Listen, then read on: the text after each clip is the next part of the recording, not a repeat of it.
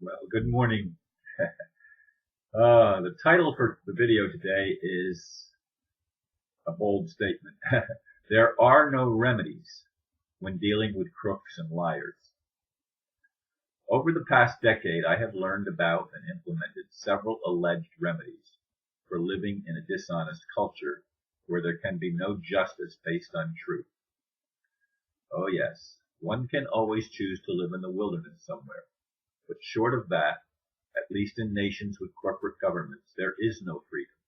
Even when a remedy is found that works, the criminals quickly pass some fake law so that it won't work anymore.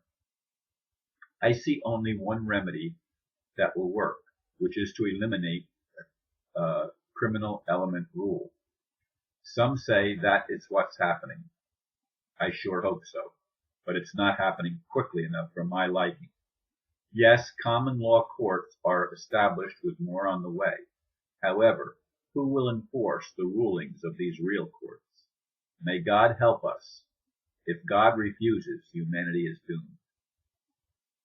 Indeed, over the past 10 plus years since I've been learning how the system works, I have tried UCC ones and common law trusts, and other common law remedies.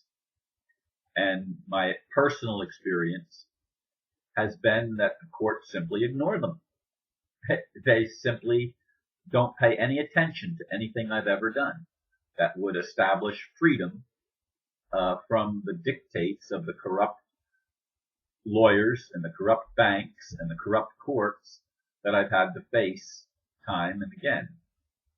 And as you all know, that if you've been listening, is I just lost my home less than 2 weeks ago. Tomorrow will start actually the third week that I've not had a home of my own. I mean, I have a roof over my head with my son temporarily. I am looking for something that's more permanent and more just for me, but it's going to take some time. Unfortunately, that's what I'm being told everywhere I go. There's waiting lists of people that are looking for the same thing that I'm looking for, and a lot of people that have been renting regular apartments are leaving the regular apartments because the stupid landlords keep raising the rents higher and higher and higher, forcing people to go into subsidized housing. So it makes the subsidized housing lists get longer and more difficult to actually get into a place where you can have reasonable rent. And of course, this is all part of the scam of the elite establishment, where everything is based on stealing from the people. And they've stolen our birthright. They've stolen the wealth that is naturally ours. Yes, we're all very wealthy by nature, by God's creation. We're all very wealthy, but we've been turned, our wealthiness has been turned into poverty, so that we are impoverished beggars. And when you lose your home, you're even more of a beggar than you were when you had your own roof over your head. You had at least some level of autonomy when you had your own roof over your head. When you're living with somebody else, you don't have autonomy. And I've talked to one of my friends who's in one of these assisted living places that's being renovated, and the people that own the buildings think they have the right to just go in. You know, if you're not home, they just have master keys, and they just let themselves into your apartment even when you're not home, which is really, really bad, in my opinion, to have people going in and out of your apartment when you're not there, uninvited and unknown to you till later, if you know at all that they were there. So I've also had friends that have done the UCC one trip and put their homes in all these remedies and used all these.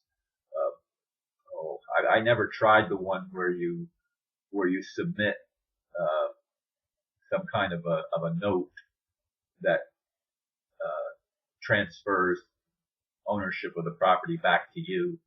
I've never tried those things. I know they try them in South Africa. There's the Ubuntu movement. They use them quite often. And I'm familiar with some of these things, not in great detail, but enough to know that in the United States anyway, Florida anyway, the people that run the system don't allow much flexibility. I mean, I was the Secretary of State of the Florida Republic, and I saw the governor lose one of their cars.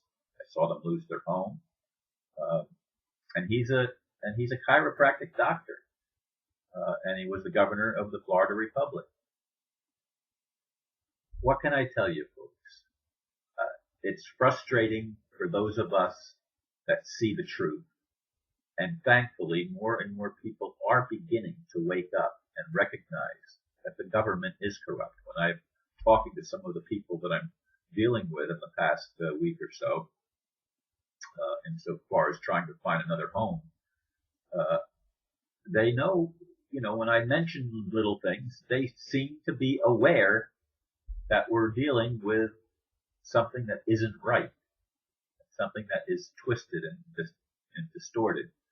And that's because the people that control the money want it to be distorted. They want it to be a slavery system. They want to have an unequal distribution of the wealth of the world so that a handful of people, under 1,000 people, can control 90% or a huge percentage of the world's wealth. This is criminal. But of course, the criminals don't see it as criminal. That's the way they want it. They want to be in charge because they're scared of freedom. They're scared of truth. They're scared of things that would liberate creation. Not just man, but all of creation. But man especially. Man is made in the image of God. We have a special destiny. We have a special place in creation because of being made in the image of God. And if God doesn't help, if God doesn't do something, as I see it, we're doomed.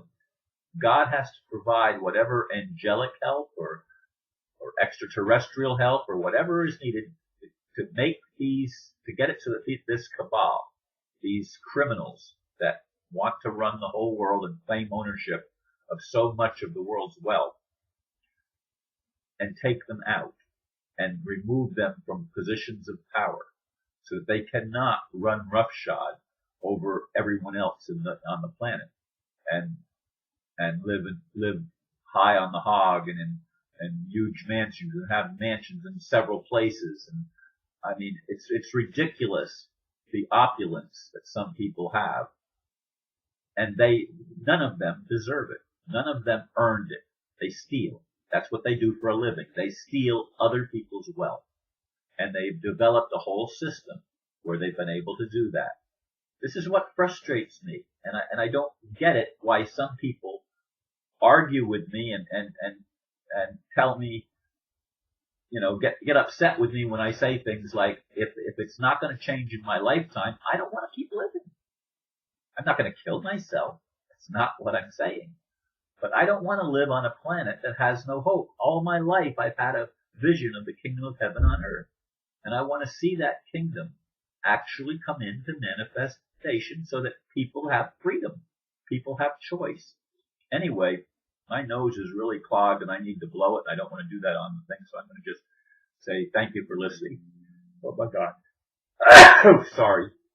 Namaste.